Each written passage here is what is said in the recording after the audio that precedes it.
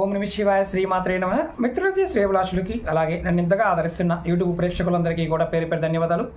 మిత్రులారా, మీ అందరికీ పరాదేవత ఎలవెలలా మీతో ఉండి మీ మనోవాంఛ నెరవేర్చాలని మనస్ఫూర్తిగా కోరుకుంటున్నాను. చాలామంది అక్క చెల్లెళ్ళు, మిత్రులు, అలాగే జ్యోతిష్య పండితులు, వాస్తు, అలాగే పౌరోహిత్యం చేసేవారు, వీరందరూ కూడా అడిగిన క్వశ్చన్ ఏంటంటే, చాలామంది అడిగారు, గురువుగారు మీరు ఇప్పుడు పంచమి నడుస్తుంది కదా, ఈ పంచమి రోజు సరస్వతీదేవి పాయింట్ ఆఫ్ వ్యూలో ఏదైనా ఒక తేలికైన మంత్రం చెప్పండి, ఏదైనా ముద్ర చెప్పండి, మాకు కొన్ని ఇబ్బందులు ఉన్నాయి, ఆ ఇబ్బందులని తొలగిపోవాలి అని చాలామంది అడిగారు. ఈరోజు మీకు నేను అందరూ చేయవలసిన ఒక ముద్ర, ఒక చిన్న మంత్రాన్ని చెప్తాను. అంటే మనకి ఈ పంచమి సమయంతో పాటు రాబోయే ముఖ్యంగా అంటే సప్తమి, అష్టమి, నవమి అంటే నవరాత్రుల సమయం అంటాం. ఇప్పుడు అమ్మవారు ఇప్పుడు ఏదైతే సరస్వతీదేవి పాయింట్ ఆఫ్ వ్యూలో నవరాత్రులు నడుస్తూ ఉన్నాయి, అందులో చాలా ముఖ్యమైనవి సప్తమి, అష్టమి, నవమి. ఈ 3 రోజుల్లో కూడా ఈ ఉపాయం చేయడం వల్ల విశేషమైన ఫలితం కలుగుతుంది. ఎలా చేయాలి, ఏ విధంగా చేయాలి, ఒక ముద్ర ఉంది, ఒక తేలికైన మంత్రం ఉంది. ఇది అందరూ చేయవచ్చు. ఇది చేయటం వల్ల కలిగే లాభాలు చెప్తాను, చాలా ఆశ్చర్యకరంగా అనిపించవచ్చు. ముఖ్యంగా మనం ఇప్పుడు పిల్లల ఎడ్యుకేషన్ పాయింట్ ఆఫ్ వ్యూలో ఉన్నాం కాబట్టి ముందు పిల్లల గురించి చెప్పుకుందాం, తర్వాత 1 by 1 చెప్తాను. ఎవరైనా సరే పిల్లలు చదువులో వెనకబడి ఉన్నా, చెప్పే విషయం అంటే చదువుతున్నారు, వాళ్ళకి గుర్తుండటం లేదు, మానసికంగా కంగారు పడుతున్నారు, అలాంటి వారు ఖచ్చితంగా చేయవచ్చు. వాళ్ళకి అమ్మవారి యొక్క అనుగ్రహం పరిపూర్ణంగా కలుగుతుంది ఈ ముద్ర, ఈ మంత్రం చేయటం వల్ల. చాలా తేలికైంది. అలాగే రెండవది, భార్యాభర్తల మధ్య కావచ్చు. కొంతమంది భార్యాభర్తల మధ్యలో సంభాషణ అంటే మాటలు మధురంగా ఉండవు, ఒక్కొక్కరు చాలా భయంకరంగా మాట్లాడుతూ ఉంటారు, చక్కగా చెప్దాం అనుకుంటారు కానీ చెప్పలేరు, దానివల్ల తిట్లు తింటూ ఉంటారు, ఆడవారు కానీ మగవారు కానీ. వారు చేయవచ్చు. మూడవది, వ్యాపారం చేసేవారు. వ్యాపారం చేసేవారి మాట బాగుండాలి. వారి మాట బాగున్నప్పుడు మాత్రమే, అంటే వాక్కు ఉన్నప్పుడే కస్టమర్ని ఆకర్షించగలుగుతారు. వారు ఈ ముద్ర చేయటం వల్ల కస్టమర్ని చక్కగా ఆకర్షించగలుగుతారు, ధనాన్ని సంపాదించుకోగలుగుతారు. నాలుగవది, ఉద్యోగాల్లో ఉన్నవారు, అంటే ప్రమోషన్ కావాలి, డబుల్ ప్రమోషన్ కావాలి, ఉద్యోగం కావాలి, ఉద్యోగ అభిలాష కలిగి ఉన్నారు, అంటే చుట్టూ ఉన్నవారితో సరైన చక్కగా మాట్లాడటం, పైనున్న అధికారులు కూడా మీ మాటకి వాళ్ళు ముగ్ధులు అవ్వటం, ఇలా కూడా జరుగుతుంది. అంటే మీరు అనుకున్నది అనుకున్నట్టుగా మీ వృత్తిపరంగా, ఉద్యోగపరంగా లభించగలుగుతుంది. అది ఏ ఉద్యోగస్తులైనా సరే ఈ ముద్ర, ఈ మంత్రం చేయటం వల్ల. అలాగే ఇప్పుడు మనం బ్రాహ్మణుల గురించి చెప్పుకుందాం. అలాగే జ్యోతిష్యులు, సిద్ధాంతులు, తంత్రము, మంత్రం చేసేవారి గురించి కూడా తెలుసుకుందాం. ఎవరైనా సరే విద్య లేని వారికి పొరపాటును కూడా, అంటే సరస్వతీదేవి యొక్క అనుగ్రహం లేని వారికి పొరపాటును కూడా ఏది లభించదు, అది నిజం. అంటే వాక్కు, ఈ వాక్ సిద్ధి కూడా లభిస్తుంది. ఎలా చేస్తే, ఈ మంత్రం చేయటం వల్ల, ఈ ముద్ర చేయటం వల్ల. ఇది సరస్వతీ ముద్ర అంటారు. అలాగే సరస్వతి నామం. జ్యోతిష్యం చెప్పేవారికి వాక్ అవసరం. చాలామంది మంచి సబ్జెక్ట్ ఉంటుంది కానీ చెప్పలేరు సరిగ్గా, ఆ సమయం వచ్చేవాడు గుర్తుకు రాదు, జ్ఞప్తికి ఉండదు, అలాంటి వారు కూడా చేయవచ్చు. అలాగే సిద్ధాంతులు, వాస్తు సిద్ధాంతులు కావచ్చు, వాస్తు చెప్పేవారు కావచ్చు, ఇలాంటి వారు కూడా సమయానికి గుర్తు రాదు కొంతమందికి. అంటే మంచి నాలెడ్జ్ ఉంటుంది కానీ సరస్వతి యొక్క అనుగ్రహం లేనప్పుడు, అమ్మవారి యొక్క అనుగ్రహం లేనప్పుడు అది తొందరగా గుర్తుకు రాదు. ఈ ముద్ర చేయటం వల్ల వారికి కూడా మంచి గుర్తొస్తుంది, మంచి వాక్కు కూడా వస్తుంది.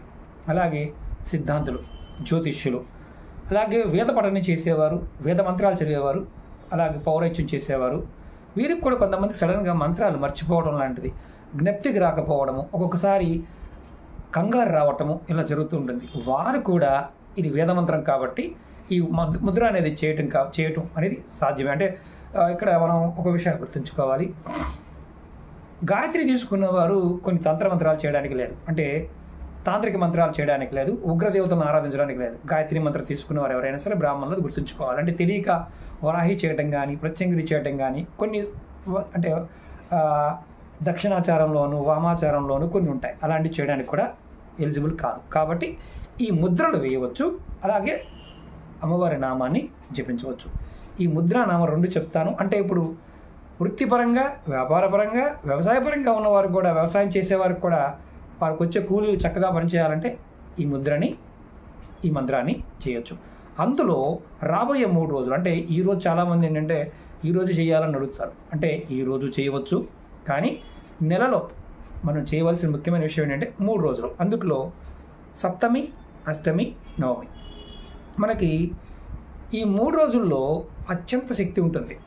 నవరాత్రి, దుర్గా నవరాత్రులు, దేవీ నవరాత్రులు చేస్తుంటాం కదా, అప్పుడు చేయవచ్చు, ఇప్పుడు కూడా చేయవచ్చు. ఇలా మీరు ప్రతి సప్తమి, అష్టమి, నవమి చేయవచ్చు.